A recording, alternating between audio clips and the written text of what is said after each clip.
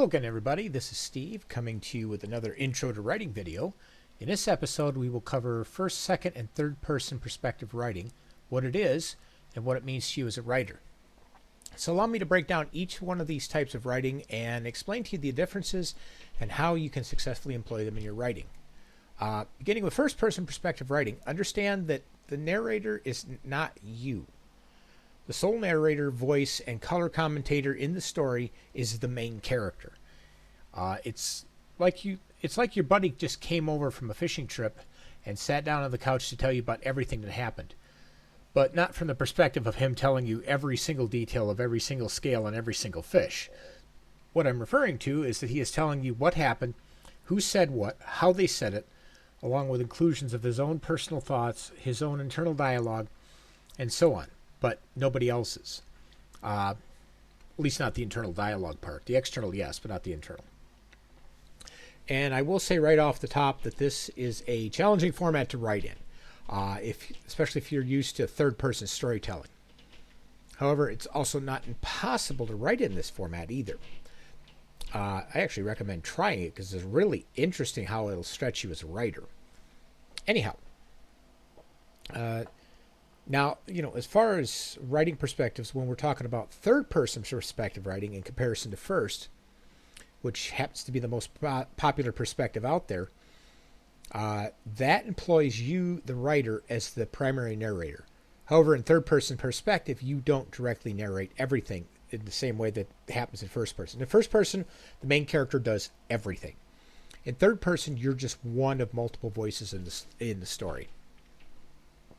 In a sense, you fill in the details that the character dialogue and other things can't. And another way to say this is that in first-person perspective, you and the characters share page time together when telling the story. Like you narrate part of it, they narrate part of it, and they'll do it through their dialogue, external dialogue, internal dialogue, etc., like that. In third person, characters are also able to fully express their own thoughts, their own dialogue, and so on, without that needing to be filtered through the eyes of the main character. In other words, they're free to they're free to live on the page however they want, in whatever way they want, and within the limits of your control, of course. But from the perspective of the reader, they are their own person with their own individual agency. This would be akin to playing a game of D&D where the DM acts as the narrator, while each player is their own unique person with their own individual agency, rolling the dice, expressing their thoughts directly, and so on. Second person, in turn, is somewhat of a hybrid of these two. In second person,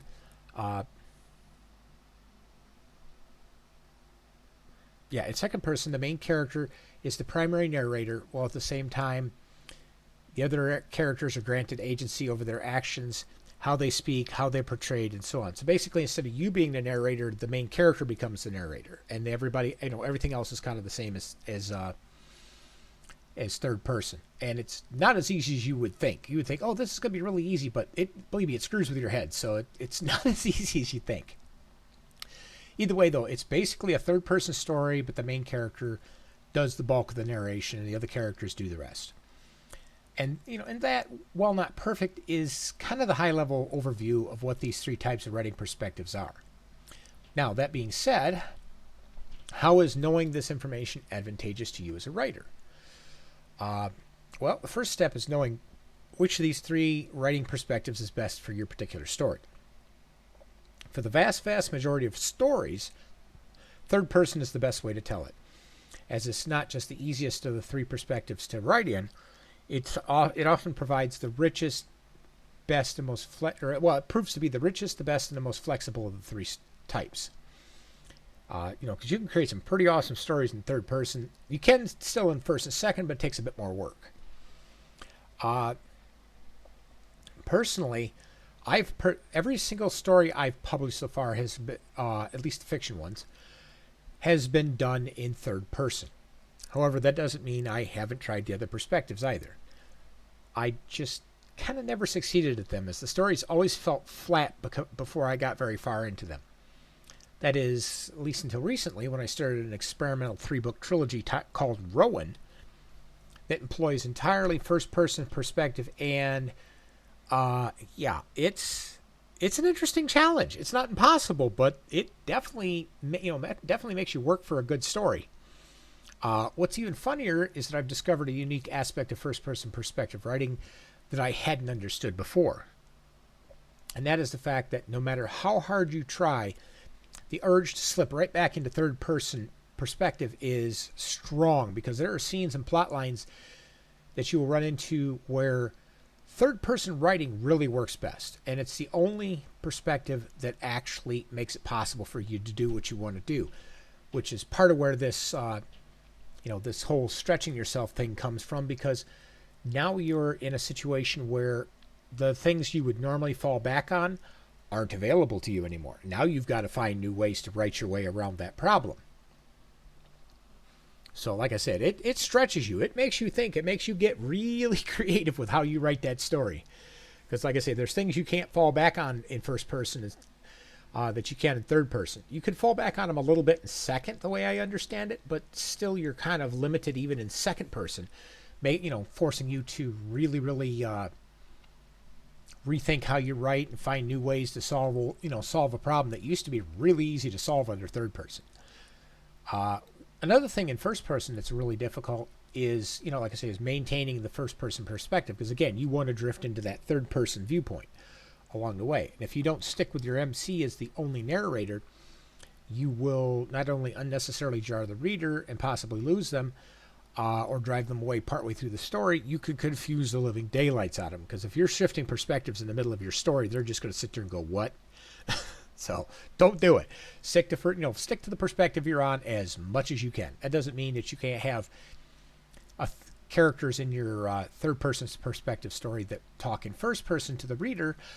It just means that you're best staying within the particular perspective that you start the story. Because like I say, unless it's either absolutely necessary or it works in that situation, and it's actually better than staying staying in the original perspective. Basically stay in your lane on that. Anyways, going back to what I was saying though, with first person perspective in my Rowan series, which is the trilogy, I'm writing that from perspective, first person perspective, but from the perspective of a humorous, snarky 18-year-old nerdy farm kid named Clarence, who hails from the Midwest of America, who gets sucked across space and time against his will and into a fantasy world where he meets the character Rowan, which the first book in series is named after. From there, he and Rowan go on a number of adventures in the world together, and the events of this are told entirely from Clarence's perspective. So far, I've been having a ball with it, especially the constant ongoing barrage of snarky teenage commentary, tons of pop culture references, and the hilarious reactions of the locals to his disruptive presence there. Because it's a fish out of water fantasy story, kind of in the stripe of like a Connecticut Yankee in King Arthur's court in a sense. You got this pure fantasy world, and then you get some snarky nerd kid from the Midwest who gets dropped in there and just puts everything on its head. It's so much fun because it's still fantasy, but it's just, it throws all of the traditional tropes on their head, and that's what makes it even more fun. But anyways, I won't spoil anything for you. And that little tidbit there doesn't spoil anything. It just gives you kind of like the back cover teaser. But anyways, what's also interesting about this is I've never ever been able to successfully write a first-person perspective story before. I've started, got a short ways in, never succeeded. This is the first one I've actually succeeded at, and I think the only reason it succeeded is because of the main character. Because I tried one with a dragon hunting knight. I've tried. I'm trying to think of some of the other ones I did. I've done 4, 5, 6 attempts at it, and every single one of them failed. But then this one not only succeeded, and I was only expecting to do one book or even half of a novel. It ended up somehow with a 3-book trilogy. And then I credit all of that to Clarence.